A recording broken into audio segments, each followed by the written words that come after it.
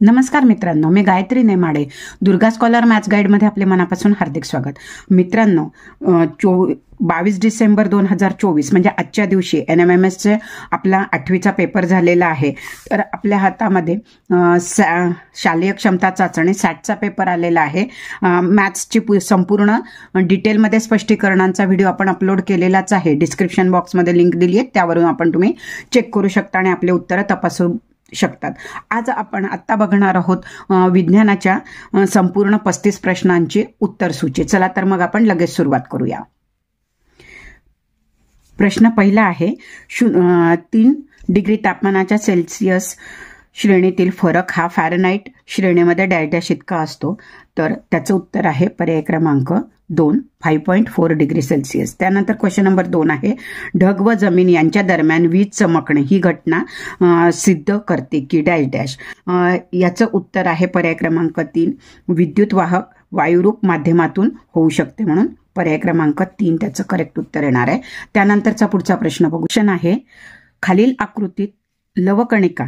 तर त्याचं प्रश्न क्रमांक 3 बघा, सूर्याच्या वस्तुमानाचा 72% भाग टिंबटिंब आहे, तर डॅश भाग हा हेलियमचा आहे.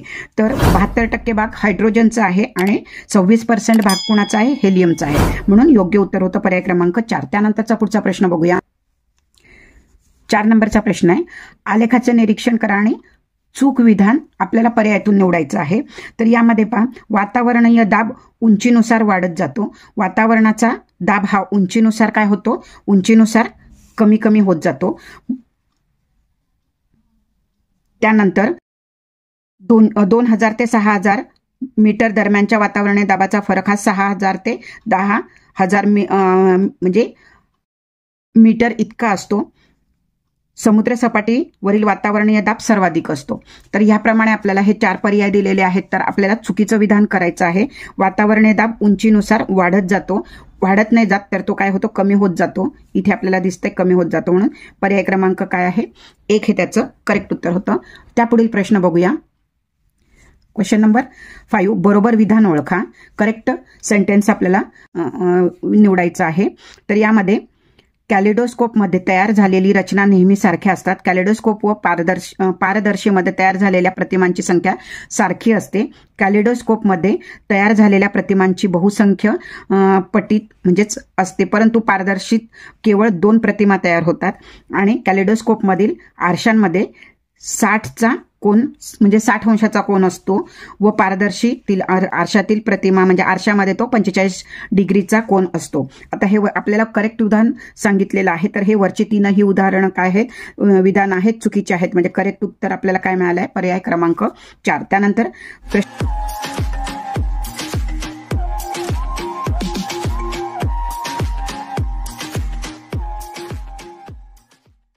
क्रमांक 6 बघा. सुरुवातीला टेबलच्या सपाट पृष्ठभागावर आरशातील 30 अंशातून आपाती किरण निश्चित केला जातो. नंतर आरशातील डावी बाजू 15 अंशातून वळली जाते. आपाती किरण स्थिर ठेवून तेव्हा आपाती किरण व परावर्ती किरणातील कोनांचे माप काढा. म्हणजेच आपल्याला इथलं कोनाचं माप काढायचं आहे. तर याचं करेक्ट उत्तर आहे ऑप्शन नंबर 2. त्यानंतरचा 7 नंबरचा प्रश्न पहा. समुद्रात 352 मीटर खोलीत बॉम्बचा स्फोट केला तर पाण्याच्या पृष्ठभागापर्यंत पोहोचण्यासाठी ध्वनी 110 आवर्तने पूर्ण करीत असेल तर संपीडन किती लांबीचे असेल? तर त्याचं उत्तर आहे पर्याय क्रमांक 1, 3.2 मीटर. त्यानंतरचा 8वा प्रश्न बघा. कोरड्या विद्युत घटकातील ओल्या स्वरूपातील लगदात विद्युत अपघटनित डॅश असतात. आता याचं जे आपल्याला बॉन्डिंग आहे ते पर्याय क्रमांक 1 आहे, ZnCl2 प्लस NH4Cl. पर्याय क्रमांक 1 त्याचं करेक्ट उत्तर होतं. त्यानंतरचा पुढचा प्रश्न पाहूया. प्रश्न क्रमांक 9, आपल्याला स्तंभ A आणि 2 दिलेला आहे. तर आपल्याला जोड्या जुळवा व योग्य पर्याय निवडा असं दिलेलं आहे. तर यामध्ये पहा, तर जास्त घनतेच्या हवेची क्षेत्रसंख्या किती असते? तर त्याचं उत्तर आहे D हे असेल. त्यानंतर हवेचा दाब म्हणजे 4 आहे. हवेचा दाब कमी झालेल्या क्षेत्रांची संख्या, हवेचा दाब कमी झालेल्या क्षेत्रांची संख्या आहे 3.5 म्हणजे इथे आलं बी. आणि त्यानंतर तिसरं दिलंय आकृतीत दर्शविलेल्या आवर्तनांची संख्या. याप्रमाणे आपल्याला जे दिलेलं आहे तर आवर्तनांची संख्या आहे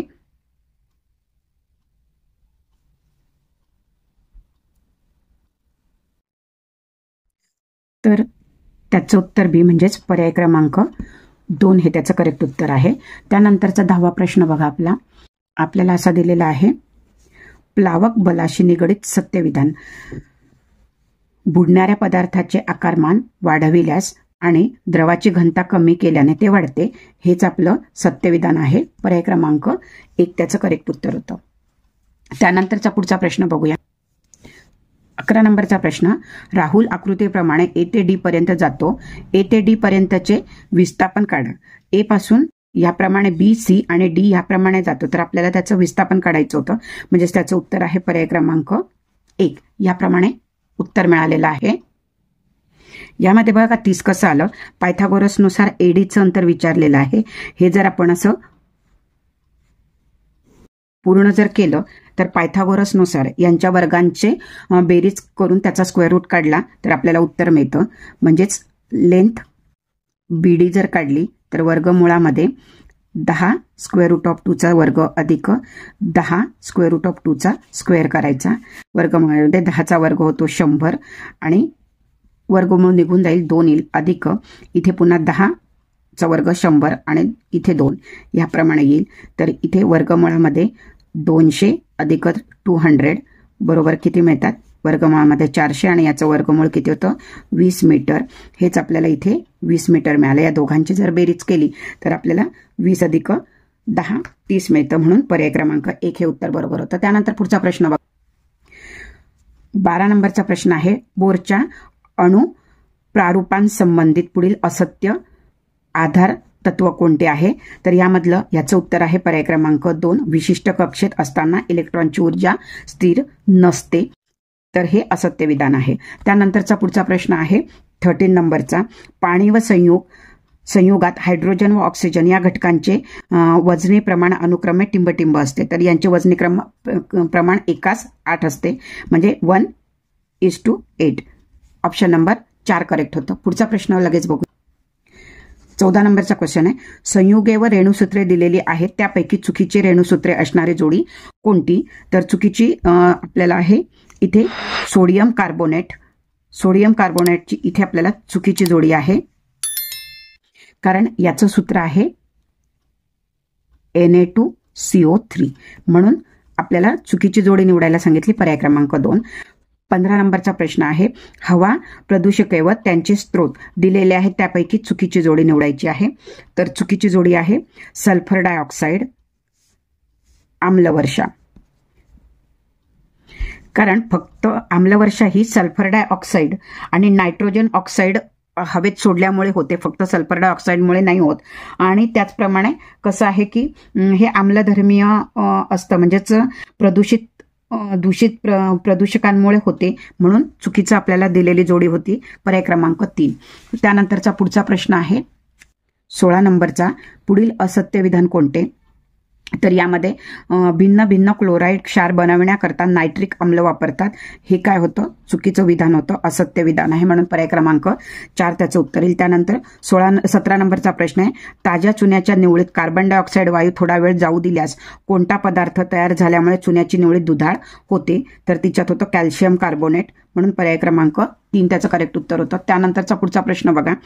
18 नंबरचा क्वेश्चन आहे काच निर्मितीमध्ये इंधनाच्या ज्वलनातून कोणकोणते वायू बाहेर पडतात. तर काच निर्मिती करताना इंधनातून कार्बन डायऑक्साईड, नायट्रोजन डायऑक्साईड आणि सल्फर डायऑक्साईड हे पदार्थ बाहेर पडतात. म्हणून पर्याय क्रमांक 2 हे त्याचं करेक्ट उत्तर होतं. त्यानंतरचा पुढचा प्रश्न आपण बघणारच आहोत. पण तत्पूर्वी जर तुम्हाला गणित आणि संपूर्ण बुद्धिमत्तेचे स्पष्टीकरण सखोल पाहिजे असतील तर आपण ते सोडवलेलेच आहेत गणिताचे. त्या डिस्क्रिप्शन बॉक्समध्ये लिंक दिलेली आहे. त्यावरून तुम्ही ते व्हिडिओ म्हणजे तो संपूर्ण व्हिडिओ बघू शकता आणि आपले उत्तरं चेक करू शकतात.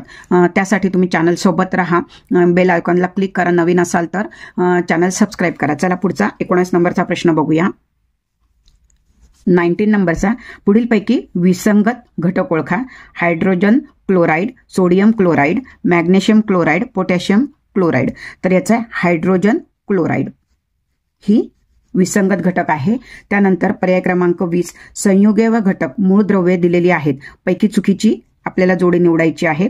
मीठ, सोडियम आणि क्लोरीन, मोरचूत, तांबे, सल्फर, ऑक्सिजन, नवसागर, सोडियम, हायड्रोजन आणि क्लोरीन. तर नवसागरची चुकीची जोडी आपल्याला दिलेली आहे. पर्याय क्रमांक 3.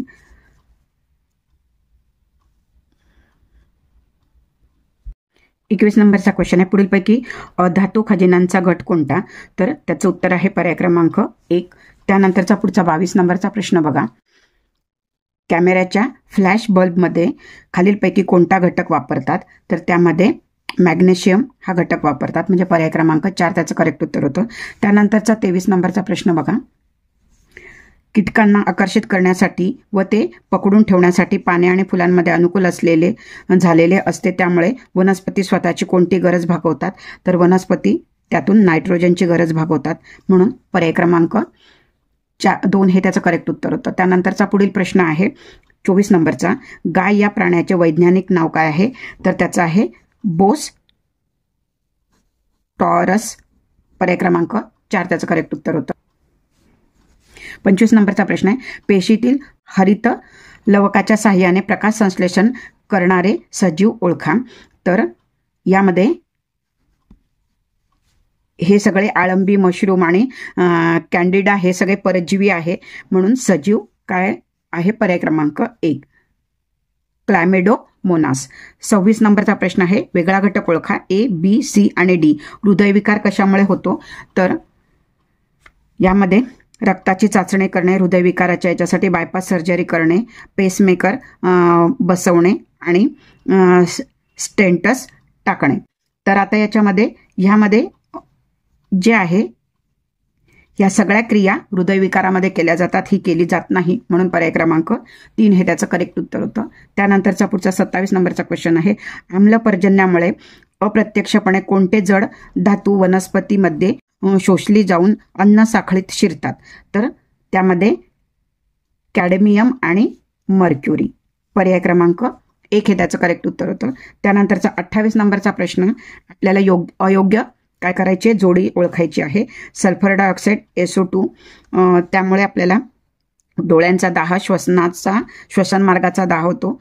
म्हणजे त्याचे परिणाम दिलेत हवेच्या प्रदूषण. कार्बन मोनॉक्साईड रक्ताच्या ऑक्सिजन धारणे क्षमतेत काय होते? घट होते. नायट्रोजनची ऑक्साईडे सिलिकॉसिस व्याधी हे काय आहे?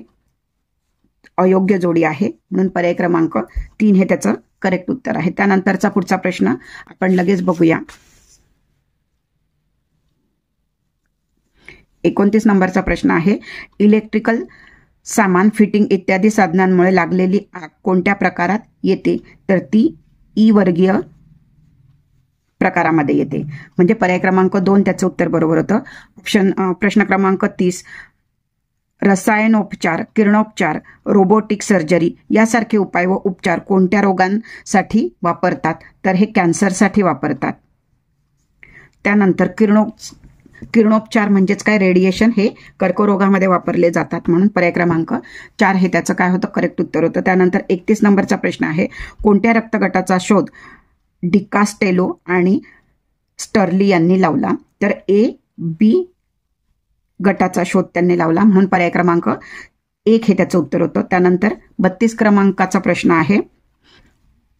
पेशीतील पाण्याचे प्रमाण जास्त व पेशीभोवतालच्या माध्यमातील पाण्याचे प्रमाण कमी असल्याने पेशीतून पाणी बाहेर पडते. या द्रावणास टिंबटिंब द्रावण म्हणतात. तर याला म्हणतात अतिपरासारी द्रावण. म्हणजेच पर्याय क्रमांक 3 त्याचं करेक्ट उत्तर होतं. त्यानंतर 33 नंबर आहे. पुन्हा आपल्याला काय आहे? विसंगत जोडी शोधायची आहे. प्रकार आणि आपल्याला सिस्टॅलिक दाब दिलेला आहे. तर याचं उत्तर साधारण रक्तदाब 90 ते 119 मिमी हेच आपलं उत्तर चुकीचं आहे. म्हणजे विसंगत जोडी आहे. पर्याय क्रमांक 1 बाकीच्या सगळ्यांमध्ये बरोबर आहे. त्यानंतर 34 नंबरचा प्रश्न आहे. 34 नंबरचा question. The great Himalayan nation park हे कोणत्या अत्यंत दुर्मिळ चे रक्षण करणारे सर्वात मोठे अभयारण्य आहे the great Himalayan national park, तर ते आहे व्हाईट पॅन्थर म्हणजेच पांढरा बिबट्या. पर्याय क्रमांक 4 हे त्याचं करेक्ट उत्तर होतं. आणि या विज्ञान भागातील आपला शेवटचा 35वा प्रश्न आपण बघणार आहोत. त्यानंतर पुढच्या व्हिडिओमध्ये आपण इतिहास, भूगोल, नागरिकशास्त्राची उत्तर सूची बघणार आहोत. गणिताची संपूर्ण स्पष्टीकरण आपण दिलेलीच आहे, डिस्क्रिप्शन बॉक्समध्ये लिंक दिलेली आहे, त्यावरून तुम्ही चेक करू शकता आणि तुम्ही तुमचे मार्क्स तपासू शकता. हा व्हिडिओ जास्तीत जास्त तुमच्या मित्रमैत्रिणींमध्ये शेअर करा, जेणेकरून त्यांनाही त्यांची उत्तरं तपासून किती मार्क्स मिळाले हे त्यांनाही अंदाज काढता येईल. 35 नंबरचा प्रश्न आहे, खालील आकृतीत लवक कणी ओळखा. आता या भागाला काय म्हणतात, लवक कणी बी, म्हणजेच पर्याय क्रमांक काय आला 2. अशा पद्धतीने आपण संपूर्ण विज्ञानाचे संभाव्य उत्तर सूची बघितली आहे. तुम्हाला जर एखाद्या प्रश्नाचं काही शंका असेल किंवा वेगळं उत्तर वाटत असेल तर नक्कीच कमेंट बॉक्समध्ये कमेंट करा. तुमच्या कमेंटचं स्वागतच राहील. चला तर आपण इथेच थांबतोय. भेटूया पुढच्या समाजशास्त्र या उत्तर सूचीमध्ये.